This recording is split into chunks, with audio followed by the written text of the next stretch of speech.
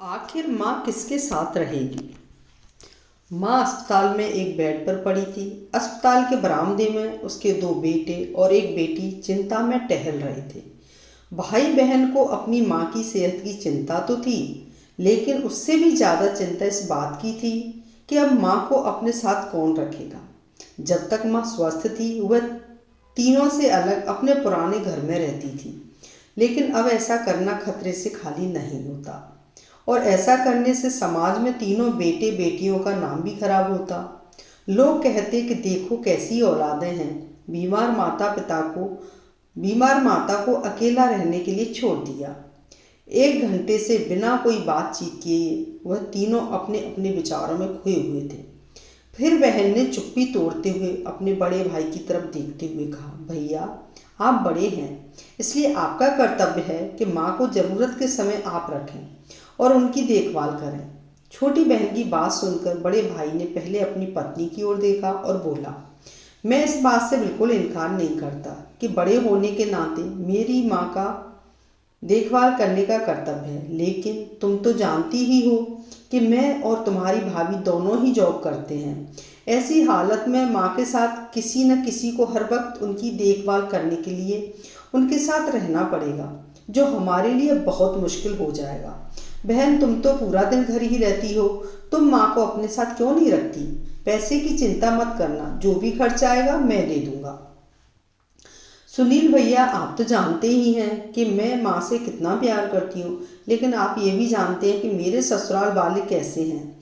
मैं ये बिल्कुल बर्दाश्त नहीं कर पाऊंगी कि कोई मेरी माँ को और मेरे भाइयों को भला बुरा कहे।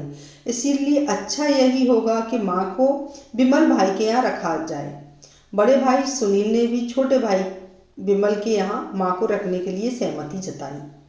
आप ये कैसी बातें कर रहे हो, क्या आपने नहीं देखा है कि माँ कभी भी मेरे घर 2 दिन से ज़्यादा रही ही नहीं। उसका मेरे यहाँ मन लगता ही नहीं है, फिर कैसे वह इतने दिन मेरे घर रह पाएगी।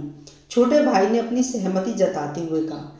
इससे पहले कि इस चर्चा का कोई नतीजा निकल पाता, एक नर्स वहाँ दौड़ते हुए आई और कहने लगी, क्या आप ही वार्ड नंबर 4 में भर्ती मरीज के रिश्तेदार हैं? आपको डॉक्टर साहब अंदर बुला रहे हैं। सभी घबरा गए और दौड़ते हुए डॉक्टर के पास पहुंचे। डॉक्टर ने उनसे हाथ जोड़ते हुए कहा, आई एम सॉरी, मैं आपकी माताजी को नहीं बचा पाया। डॉक्टर की इस खबर ने सबके चेहरे पर झूठी मूठी दुख की परत तो चढ़ा दी, लेकिन सभी के दिल के किसी कोने में इस बात की खुशी भी छुपी हुई थी कि अब उन्हें माँ को नहीं संभालना पड़ेगा और माँ की वजह से उन्हें परेशानी नहीं पड़ेगी। दोस्तों, छोटी सी यह इमोशनल कहानी समाज का सत्यता है। यहाँ लोग ऊपर से जो दिखाते हैं वह अंदर से नहीं होते। जो माँ बाप अपने 4-4 बच्चों को बिना किसी शिकायत के बड़ी आसानी से संभाल पाते हैं, आगे चलकर ज़रूरत पड़ने पर यही 4 बच्चे मिलकर भी उन्हें नहीं संभाल पाते या नहीं संभालना चाहते। बच्चों को ये बात नहीं भूलनी चाहिए, जैसा वह बोएंगे वैसा ही तो काटेंगे। अगर आज वे अपने माँ बाप के साथ बुरा बर्ताव करते हैं तो उन्हें यह याद रखना चाहिए कि उनके बच्चे भी बड़े होंगे और वह भी बूढ़े होंगे। जो उन्होंने अपने माँ बाप के साथ किया है, उनके बच्चे भी उनके साथ वही करेंगे। दोस्तों, अपने दिल के छल कपट निकाल दीजिए और सच्चे मन से अपने माता पिता की, अपने बुजुर्गों की सेवा कीजिए। दोस्तों, ये पोस्ट पसंद आई हो तो आप लाइक और कमेंट जरूर करें। धन्यवाद।